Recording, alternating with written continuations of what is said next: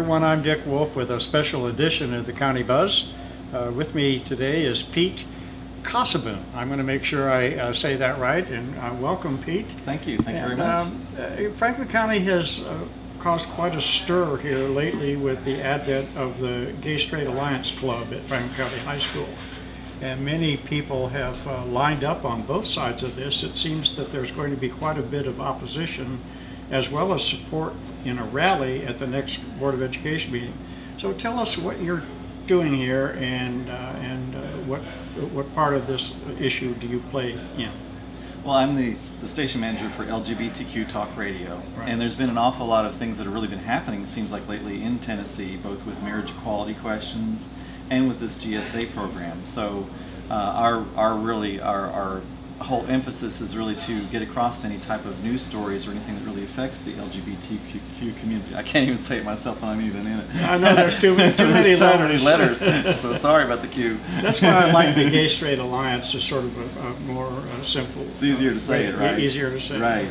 So really, our idea is just to be able to give those stories out there that really are really aligned with that community and really affect that community, no matter what it is.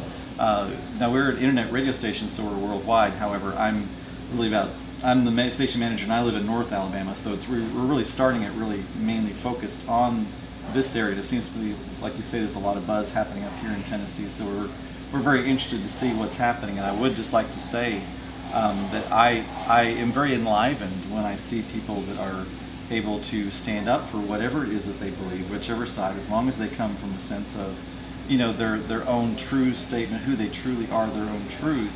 And I think that really helps people that contrast really helps people to decide who they are and what they stand for.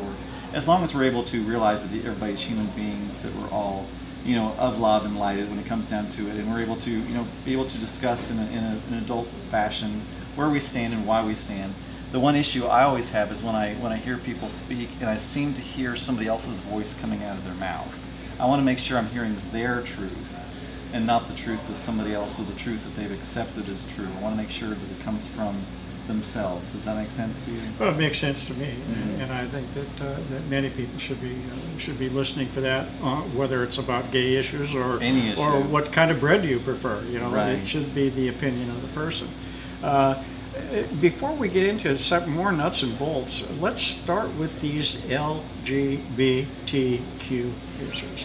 I am not sure I understand what all of those words are, and maybe we could get an explanation of each of these individual letter assignations and tell us what kind of a people are these. Okay. Well, L is for lesbians. So yes. Those are two women that have a relationship with each other. Yes.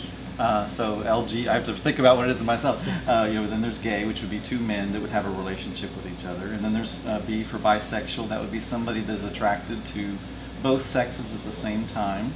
T would be transgender. So that's either someone that either wants to in some way express themselves in what would be considered the opposite sex from where they were born, whether that's in dressing that way or simply projecting themselves that way, or even having any type of a surgery, and that's whether they would have full surgery or partial surgery or whatever, as long as it's whenever you identify as that other sex is when we consider transgender, whether or not you've done anything. And then the Q is some people say it's queer and some people say it's questioning. So that's sort of like the people that are they just they're sort of out of the box. You know what I mean? They're not sure of their own sexual identity. And that can even include people that are asexual, because some people don't even really consider themselves as being really attracted to really anyone, which, so it's anything that really takes you out of the norm, I guess, of the heterosexual world as we see it. It's difficult for me to wrap my arm around it. I can say that I'm a heterosexual, and so I really can't understand. I can't fit myself in the shoes of someone that is questioning or lesbian or gay. Lesbian or gay are pretty obvious to me. But I look at the faces of some of the students at Franklin County High School that have put themselves forward with this Gay Straight Alliance Club, and they're beautiful young people. And so tell me what your organization has to do with sort of helping them, I guess, fight this fight. because they are getting opposition to their own identity, it appears. Well, it's really just having that forum where they feel comfortable really speaking their own truth. I know there's in North Alabama where I'm in, there has been no club that has been available for the LGBTQ community, and there's one that's about to open. And I was there just the other day because they gave me kind of a preview of some of the hints, some of the things that you get with this. And I almost was brought to tears because they actually had a gender neutral bathroom. And I thought that is just so amazing. I mean, I've never cross-dressed or never wanted to or anything like that, and I've never been transgender, but I have very dear friends that are. And I mean, if you can imagine, if you are presenting yourself as an opposite sex, how uncomfortable is that to know, well, which bathroom do I use? I mean, it's just those basic issues. And that's part of what we have is just as our forum of being able to be your true self, because there are all types of different issues that you face, being out of the heteronormal world, whether it be with relationships or sex or which bathroom do you use or really anything, or who am I as a person? There's all kinds of different issues that really come up and that are specific, it seems, to that group of people. And so it just we allow them to have a forum where they feel comfortable and safe to have that information brought out. Yeah. Would you say that the mission of your various communication companies is to serve young people or grown-up people with these issues? Well, so our main audience is anywhere from the I would say the late teens to the 50s and 60s. I'm 52 years old, and of course I feel like I'm 15, so I don't know. But it's really interesting. Even across that strata, there's such a difference, in each one. When I was 18 years, or actually I guess when I was 16 years old, being gay was still considered to be a disease. And so, and also the AIDS crisis had really hit at that time. So there was a very different flavor from, being a young person then and accepting who you were, and being a young person now. I mean, I know some people here in Franklin County don't see that, but it is. I'm going to say it is different now. So it's different how the stratas have really happened, and I see so many different correlations with, how people have grown up from my frame, going through this, and how younger people are today. So we're trying to kind of be there for all generations. There really probably should be an LGBTQ talk radio for the younger crowd and LGBTQ talk radio for the older crowd, and I'm accepting myself as part of that. But for right now, we're trying to serve all those. So you yourself had these issues when you were a teenager. Oh yes. And so you know how tough it is. Were your parents supportive?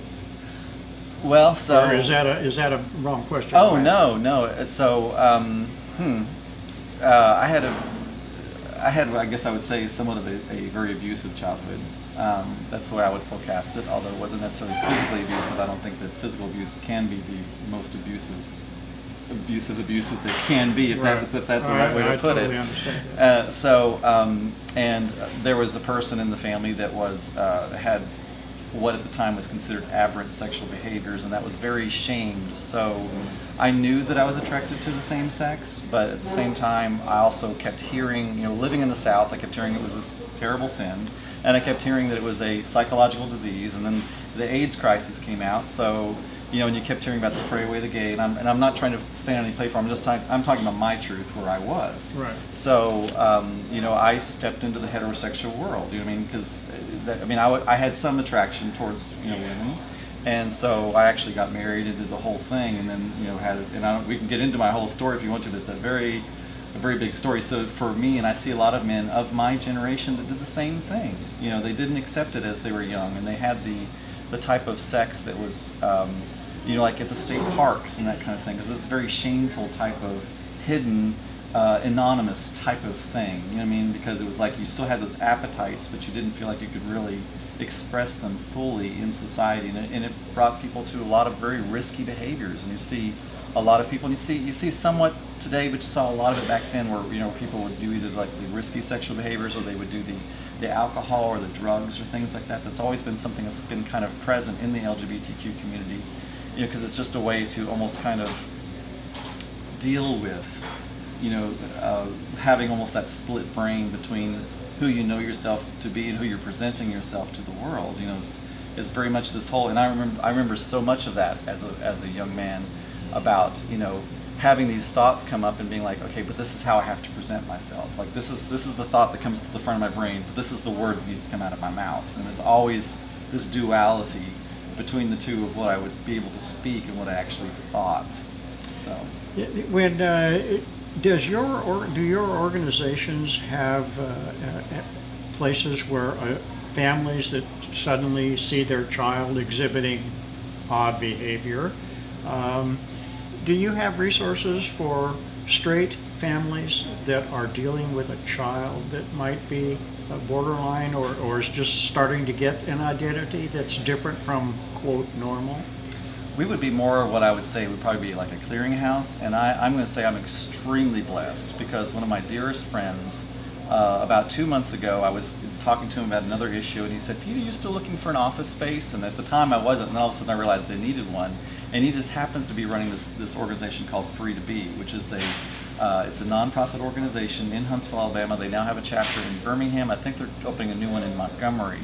And basically what it is, it's a counseling center for LGBTQ youth, but it's really for anyone. It's a free counseling center or service that's available for people of any age and people really of any gender or any sexual preference. It's based upon LGBTQ, but anybody can come in there. So they have all kinds of cool activities that they have. So I would immediately refer anybody right there to the people literally in the office next door to me. So I would say we would be more of a clearinghouse, but we have a direct line. I know exactly who I would send you to.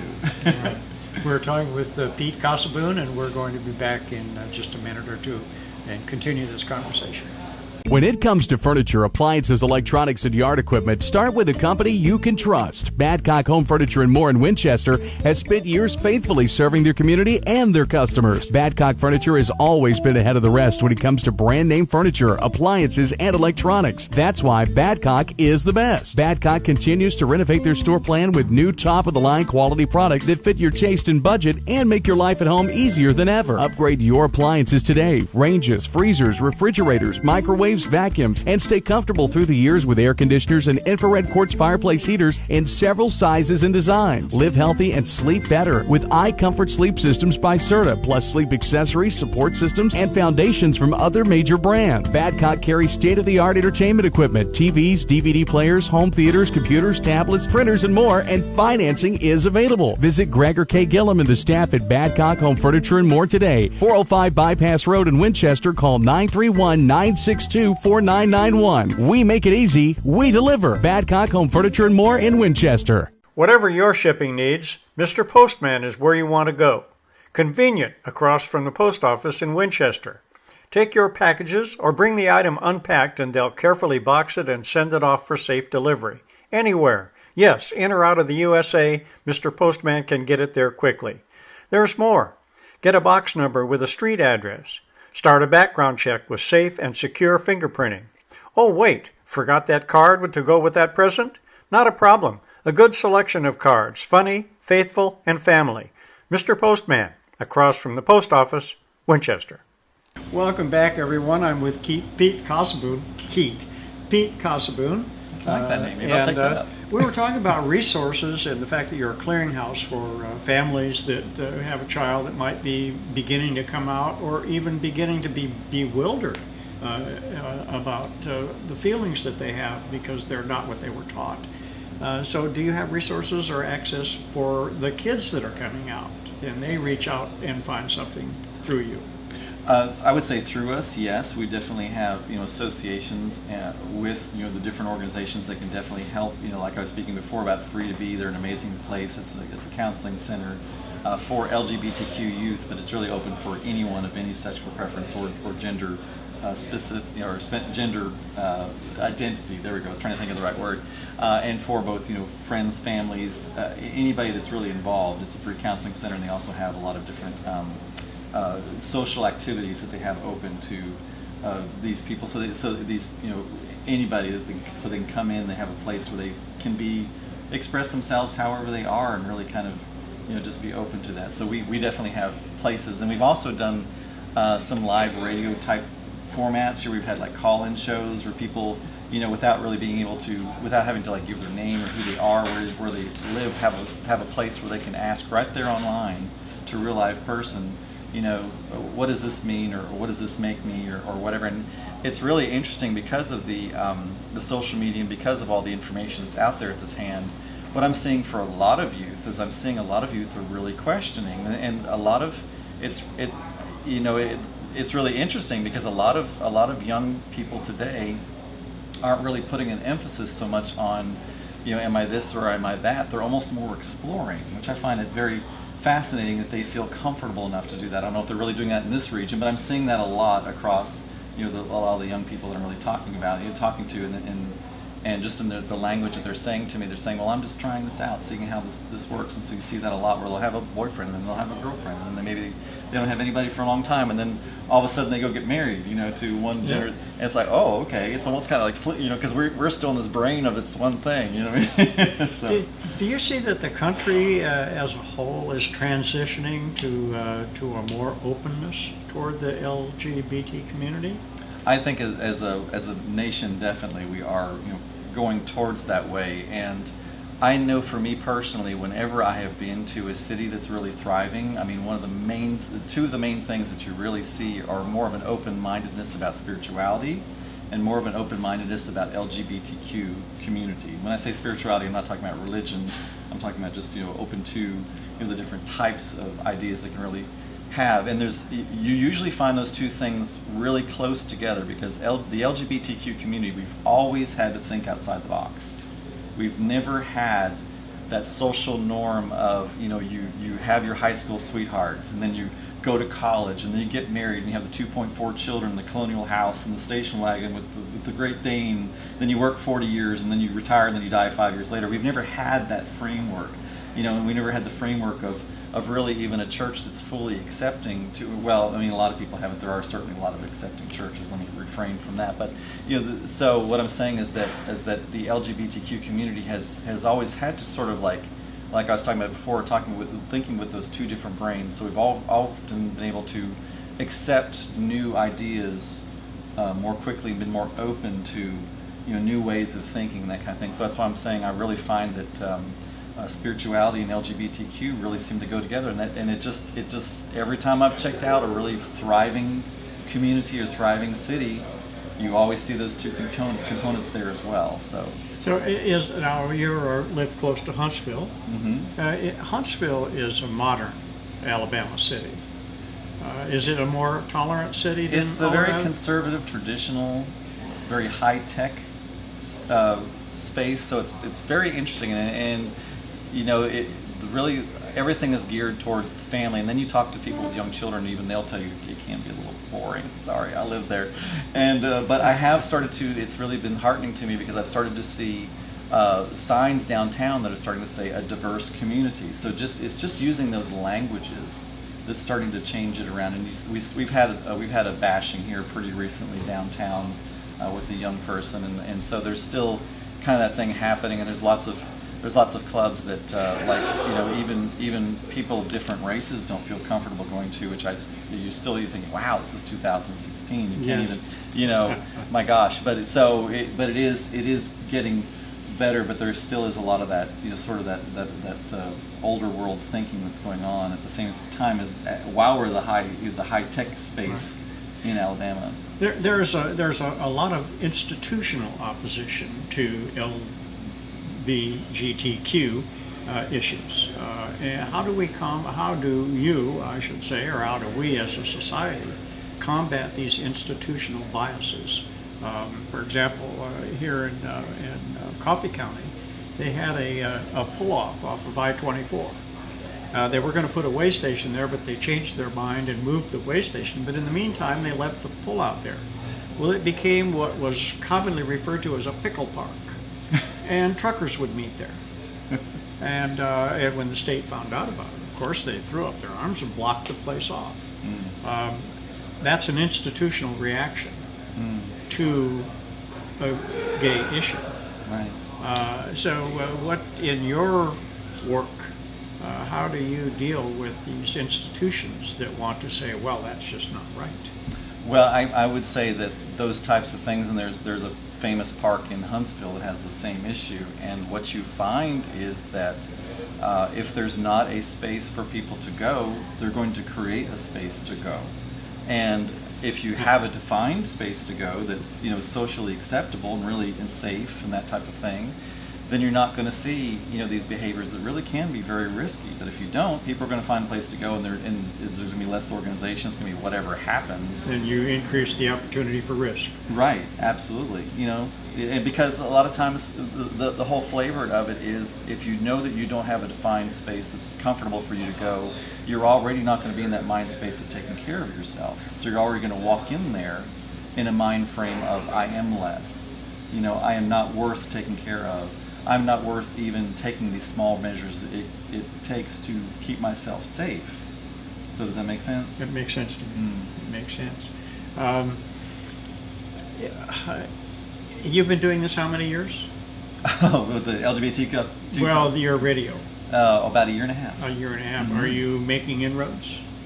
We are, yes. Well, we've really been focusing worldwide because we're an internet radio station, but then it was kind of like I started realizing I sort of am the voice of LGBTQ Talk Radio, and I'm in the South, so maybe I should really start we were kind of doing kind of like a shotgun sort of thing, right. And now I'm like, maybe we should start diving deep. And I found that has just been very fun, and it's really helped the business. It's really helped me, and it's really helped the community, rather than trying to, you know, be more of a, because we've gotten a lot of audience in a lot of the Asian countries like Egypt and Middle Eastern countries, and I think it's because they really don't have that many spaces where they can hear this type of words. So we got kind of excited about that for a while, but it's hard to really build an audience, you know, halfway around the world. So it's like, why aren't I starting to build it right here at home? Right, so that's okay. really where I've been putting my efforts. Well, I'm going to ask you, and this will be I'm going to kind of wrap this up, but I want to ask you, we have adults watching us that are embroiled in this controversy. February 8th, the Board of Education is going to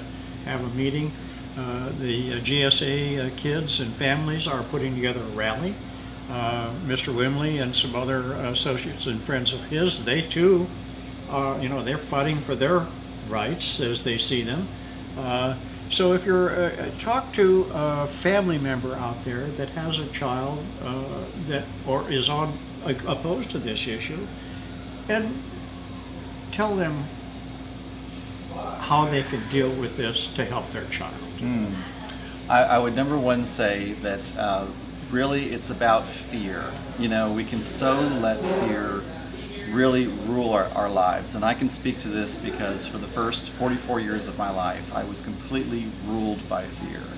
And I just, I went through what I would call a dark night of the soul. Maybe we'll do this later in an interview. And I really learned how to really step into joy in every moment. And it's been so wonderful. So I'm just going to say there's no expansion, there's no growth, there's no love available in fear. So don't be afraid to ask the questions and to talk and to really even, you know, let your kids know. And that doesn't mean you have to show them pornographic images or really get into the whole thing, but they're going to be dealing with these issues whether you talk about them or not. They're going to be talking about it with their friends. They're going to be seeing it on the internet. And I know myself as a parent, you know, I would see other parents that would just like so restrict their kids, and those were the kids that were wild in college. And my child, if I could say yes, I said yes. And everybody always used to come to me and they'd say, how did you have such a great kid? I was like, I was just lucky. I didn't really, it's like all I ever did was just said yes if I could. You know what I mean? Of course there were boundaries, but so what I'm just kind of really saying to you is to strip away that element of fear and really look at it face on, and don't be seeing anybody as the real enemy, because when you step in that space of joy, when you step in that space of love, there really is nothing that can attack you. There really is nothing that can destroy you. And you will come through any challenge as stronger if you hold on to that rope of love rather than that rope of fear. That was a great statement, and I think I'm not going to ask you about the Dark Night. We'll save that for another time. Okay. And I want to thank you for being in Franklin County. I appreciate you sharing some of your time with us here today, and good luck with your venture. Thank you, my friend. And thank you very much for watching, everyone.